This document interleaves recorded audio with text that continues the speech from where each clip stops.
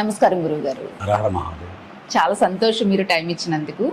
గురుగారు, రేపు తొలి ఏకాదశి రాబోతుంది. ఆ రోజు విశిష్టత చెప్పండి. ఆ రోజుని అందరూ ఎలా వినియోగించుకోవాలి, ఎలాంటి కార్యక్రమాలు చేసుకోవాలి ఇంట్లో?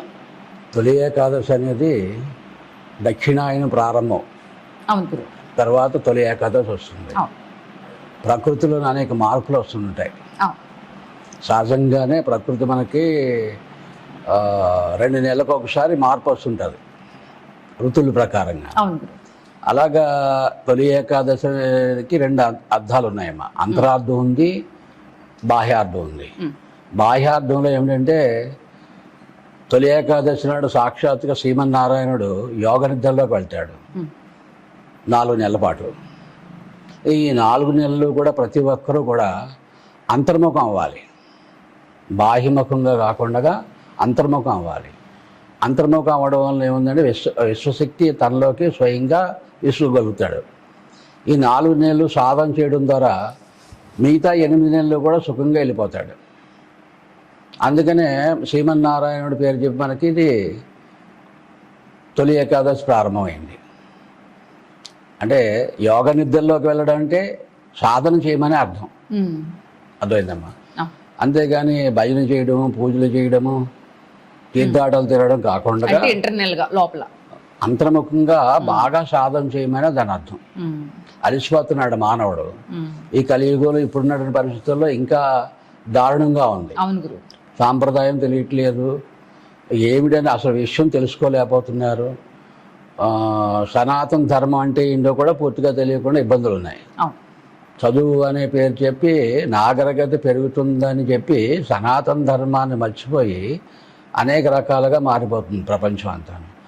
అందుకని ముఖ్యంగా గురువుని ఆశ్రయించి మహాత్ములను ఆశ్రయించి పెద్దలు ఏం చెప్పారంటే ఈ 4 నెలలు చాతుర్మాస వ్రతం అని ప్రారంభమవుతుంది. గురుముఖత ఉపదేశం పొందిన, ఉపదేశం చేసుకోకపోయినా తన ఇష్టదైవాన్ని ఇంట్లో చేసుకున్నా, ఆశ్రమంలో చేసుకున్నా, గుడిలో చేసుకున్న ఒక సాధనగా రోజు తెల్లవారుజామున లేవడము, 4 గంటలకి నదీ స్నానం చేయడము, భగవంతుని ఆరాధన చేయడము, దీపారాధన చేయడము. తెల్లవారుజామున దీపారాధన చేయడం ద్వారా దీపం యొక్క వెలుగు నుంచి మన ఆలోచనలు ప్రకృతి అందుకుంటుంది. అగ్నికి మనం హోమం చేసినప్పుడు ఎట్లా అయితే ఆవిరి ఆకాశంలోకి వెళ్ళి ఆ భావాలని వర్షం ద్వారా, మంచు ద్వారా మన భూమికి ఎలాగైతే అందిస్తుందో మన భావాలను కూడా, దివ్య భావాలని ప్రకృతి మనకు అందిస్తుంది. అది సహజం. అది సైంటిఫికల్గా కానీ ఆధ్యాత్మికంగా కానీ మనం దివ్య భావంతో మనం ఈ 4 నెలలు దీక్షగా ఒక భగవంతుడి యొక్క మంత్రం నమశివాయ అని కానీ, నారాయణ అని కానీ, మరి ఏదైనా సరే ఎన్ని అక్షరాలు ఉన్నా అన్ని లక్షలు 4 నెలలు సాధన చేయడం అనేది సనాతన ధర్మం. ఒక నమశివాయ అనేది 5 అక్షరాలు ఉన్నాయనుకోండి, 5 అక్షరాలకు 5 లక్షలు. అక్షరానికి లక్ష, అక్షరాన్ని లక్ష చొప్పున ఈ ఏకాదశి నుంచి తిరిగి కార్తీక మాసం ఏకాదశి వరకు 4 నెలలు చాతుర్మాస వ్రతం అంటారు.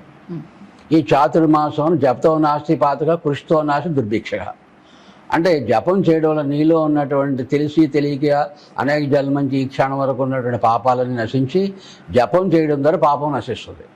పాపం నశించిన ద్వారా నువ్వు చేసే ప్రయత్నాలు ఏమైనా ఉంటే ఆటంకాలు లేకుండా కృషి ఫలించడానికి అవకాశం ఉంటుంది. అంతేగాని గాల్లో దీపం పెట్టి దేవుడా నీదే భారవం, నన్ను నువ్వు అనుగ్రహిస్తావు, నేను నీ దైవాలు బ్రతకాలి అనేటటువంటిది కాదు. ఇది సహజంగా కృషి చెయ్యాలి, సాధన చేయాలి. ఒక చేతితో భగవంతుని పట్టుకోవాలి, ఒక చేతితో సాధన చేయాలి. ఈ 2 చేతులు సమానంగా నమస్కారం చేసినప్పుడు మనకి ప్రకృతి సహజంగా మనకు అన్ని అందిస్తుంది. అలాగే ఈ 4 నెలలు కూడా తెల్లవారుజామున లేవడం, దీపారాధన చేయడం, నదీ స్నానం చేయడము, దేవాలయానికి వెళ్ళడము, తర్వాత దీపారాధన చేయడం, తన ఇష్టదైవాన్ని, ఏ దైవం కావాలంటే ఆ దైవాన్ని భేదబుద్ధి లేకుండా, స్వార్థబుద్ధి లేకుండా ప్రేమతోని, భక్తితోని, నమ్మకంతో నమశివాయన కానీ, నారాయణాయన కానీ ఏదైనా పర్వాలేదు, శక్తి కానీ, గణపతి కానీ, ఏది నీకు నచ్చుతుంది అది అక్షరలక్షగా ఈ 4 నెలల్లో జపం చేయడం ఆ మంత్రం సిద్ధిస్తుంది. ఆ మంత్రం సిద్ధించినప్పుడు నువ్వు అనుకున్న పనులు అవడానికి ప్రకృతి సహజంగా మనకి ఏంటంటే ఈ శరీరంలో ఉన్నటువంటి చక్రాలకి, ప్రాణశక్తికి బలాన్ని ఇస్తుంది సహజంగా. ఈ 4 నెలలే. ఏం చేద్దంటే బాగా బలమైంది 4 నెలలు. అందుకని చాతుర్మాస దీక్ష అంటారు. దానికి అనేక రకాల పేర్లతో అనేక పద్ధతులు అనేక సాంప్రదాయాలు ఉన్నాయి. అన్నీ అవసరం లేదు.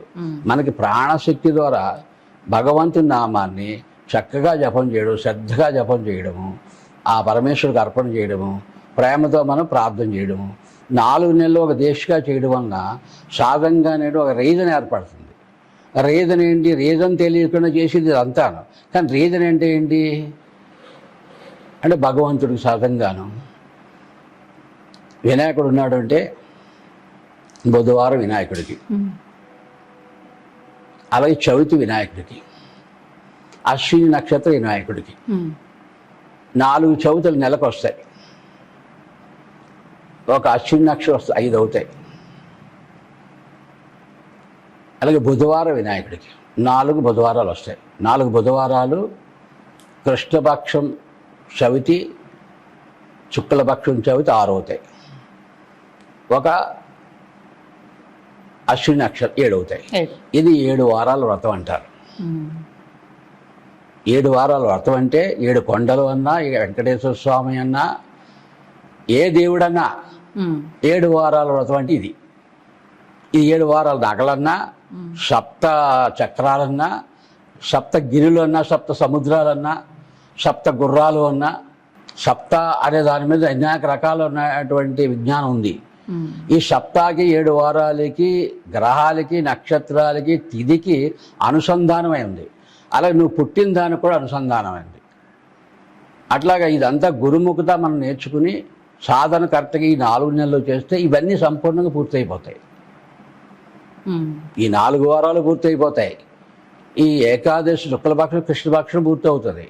అలాగే ఆ రోజు ఈ నక్షత్రం పూర్తవుతుంది. అప్పుడే దీక్ష కరెక్ట్గా పూర్తవుతుంది. అది ఎరుకతో చేయడం అన్న, తెలిసి చేయడం అన్న. అప్పుడు భగవంతుడు మనం మాట్లాడతాడు. మనకి భగవంతుడు ఈజీగా మాట్లాడతాడు. ఎలా మాట్లాడతాడు అంటే మాట్లాడి తీరుతాడు. నీ జీవితం మారిపోతుంది. భగవంతుడు అనుగ్రహించాడంటే మన జీవితాలు మారిపోతాయి. అనేక జన్మల కర్మలన్నీ కూడా నశిస్తాయి. ఈ రీజన్గా మనం ఎప్పుడైతే చేస్తామో, నమ్మకంతో, భక్తితో, శ్రద్ధతో ఎప్పుడైతే చేస్తామో ఆటోమేటిక్గా మనకు అన్నీ లభిస్తాయి. దీంట్లోని రీజన్ ఏంటయ్యా అంటే ఇప్పుడు వెంకటేశ్వర స్వామిని మనం ఆరాధన చేయాలి. శనివారం 7 శనివారాలు వెళ్తే ఆయన అనుగ్రహిస్తారు. పాప అమాయకులైన భక్తులు 7 శనివారాలు వెళ్తుంటారు, కష్టపడుతుంటారు. కొన్ని లక్షల మంది వెళ్తున్నారు. 7 శనివారాల్లో కొంతమందికి ఆ భగవంతుడు అనుగ్రహిస్తున్నాడు. 1,00,000 మంది వెళ్తే ఒక 20,000 మందికి అనుగ్రహం వస్తుంది. 80,000 మందికి మనకి ఇంకా అనుగ్రహించలేదని పాప అమాయకులైనటువంటి భక్తులు అనుకుంటున్నారు. కాదు, వెంకటేశ్వర స్వామి కూడా ఒక రీజన్ ఉంది కదా. 4 శనివారాలు ఉన్నాయి. మరి శ్రవణ నక్షత్రం ఆయన పుట్టినది. ఏకాదశి అనేది ఆయనది కదా, సాక్షాత్ శ్రీమన్నారాయణుడు కదా ఆయన. అందుకని ఏకాదశి ప్రారంభమైందని విష్ణువుని ఆరాధించమని అర్థం. విష్ణుని ఆరాధించడం వల్ల ఏమవుతుంది? ఈ 4 శనివారాలు ఈ శ్రవణ నక్షత్రం కలుపుకుని మరి 2 ఏకాదశులు, శుక్లపక్ష ఏకాదశి, కృష్ణపక్ష ఏకాదశి కలిపి 7 అయినాయి. అప్పుడు 7 కొండలు నువ్వు ఎక్కినోడు అవుతున్నావు. ఆ వెంకన్న బాబునికి దర్శనమిస్తాడు, అనుగ్రహిస్తాడు, ఖచ్చితంగా అనుగ్రహిస్తాడు. ఈ రీజన్గా మనం చేస్తే ఒకే సమయం, ఒకే దిశ, ఒకే మంత్రము. ఒక గడియారం ఉందంటే 2 ముళ్ళులు 12 కలుస్తున్నాయి. బెల్ల కొట్టేది ఉంటే బెల్ల కూడా కొడుతుంది. అది యూనివర్సల్ ఇచ్చే సహజమైనటువంటి ప్రకృతి మనకి ఇచ్చేటువంటి శక్తి.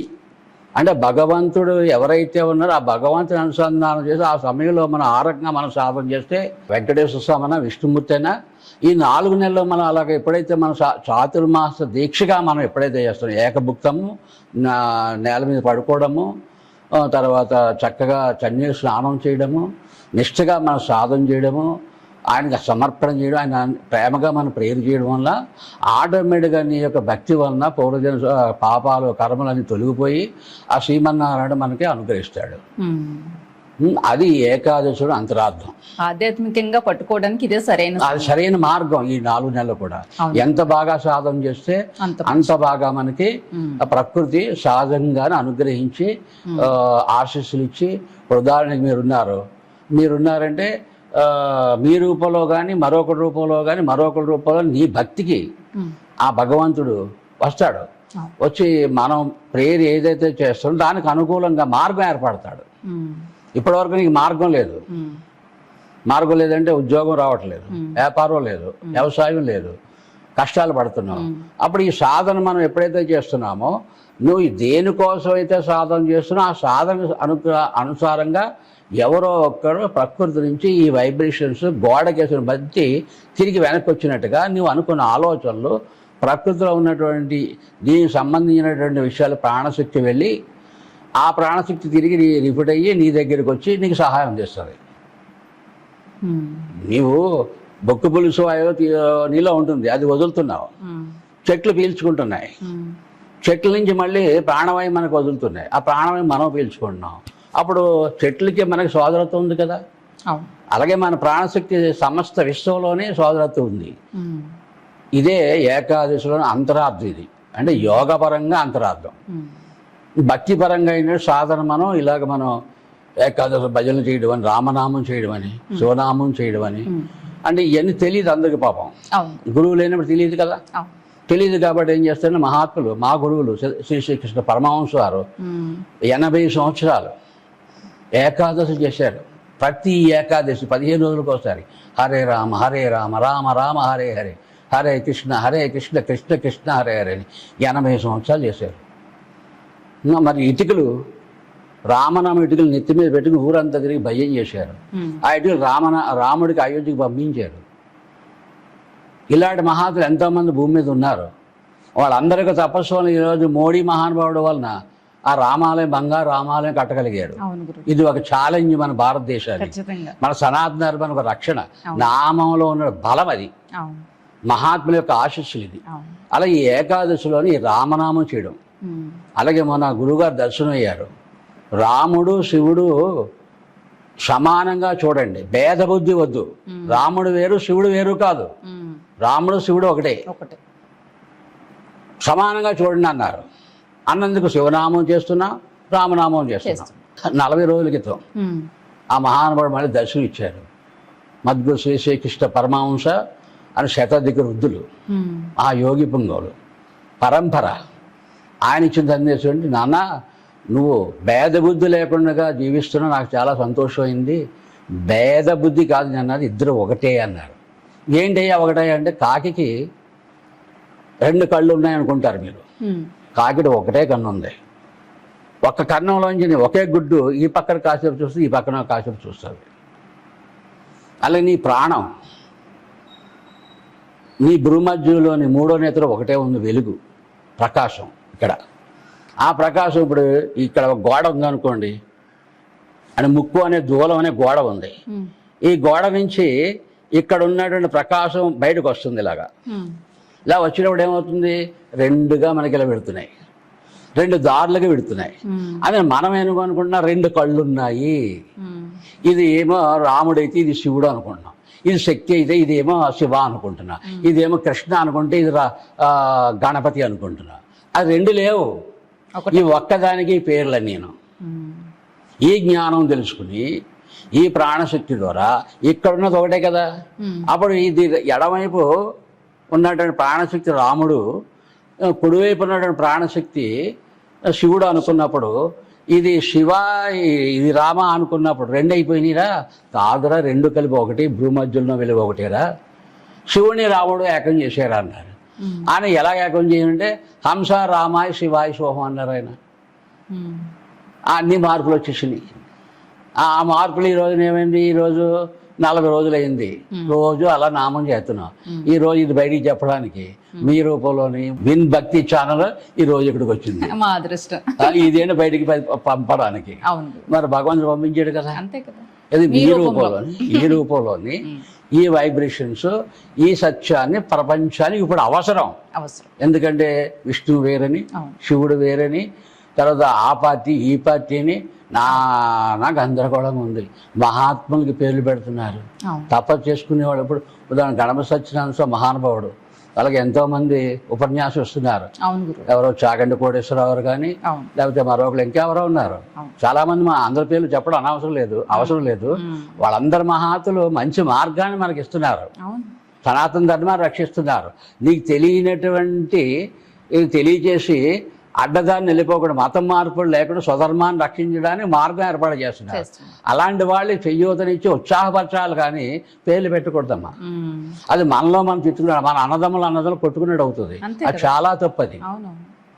అర్థమైందమ్మా. అలాంటి విషయాన్ని రాముడు శివుడు ఒకటే అని చెప్పడం ఈ మంత్రం ఈ రోజు వరకు భారతదేశంలోని ఇంత గొప్ప విషయాన్ని నీ హంస రెండు రెక్కలు కలిగిన నీ హంస సూర్యహంస చంద్రహంస అనే రెండు హంసలు, ఒక హంసకి రెండు రెక్కలు ఉంటాయి కదా.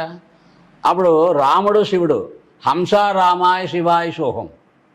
ఎంత అందంగా ఉంది ఆ మంత్రం, ఎంతో ఆనందంగా ఉంది. అంటే జ్ఞానం తెలిసినప్పుడు ఇదే సాధన ఈ 4 నెలలు సాధన చేస్తాం అనుకోండి, అప్పుడు రాముడు శివుడు ఏకమైపు అర్ధనారీశ్వరుడుగా శివస్య హృదయం విష్ణు విష్ణుస్య హృదయం శివ అన్నట్టు దర్శనం అవుతారు మీకు సాధన చేస్తే. ఇది ఏకాదశి యొక్క అంతరార్థం, బాహ్యాలు కొద్దిగా మటుకు మీకు సమయం ఎక్కువగా వృధా కాకుండా చెప్పడం జరిగింది. చాలా అద్భుతంగా చెప్పారు గురుగారు, చాలా అద్భుతంగా చెప్పారు. అందరూ పాటించే విధంగా చెప్పారు. ఖచ్చితంగా ఇలాంటి విషయాలన్నీ మీ ఇలాంటి వాళ్ళ ద్వారానే అందరికీ తెలియాలి. అవునమ్మా, భగవంతుడు మీ రూపంలో తెలియజేస్తున్నారు. అవునమ్మా, నమస్తే. చాలా సంతోషం అమ్మా, శుభాశిస్సులు.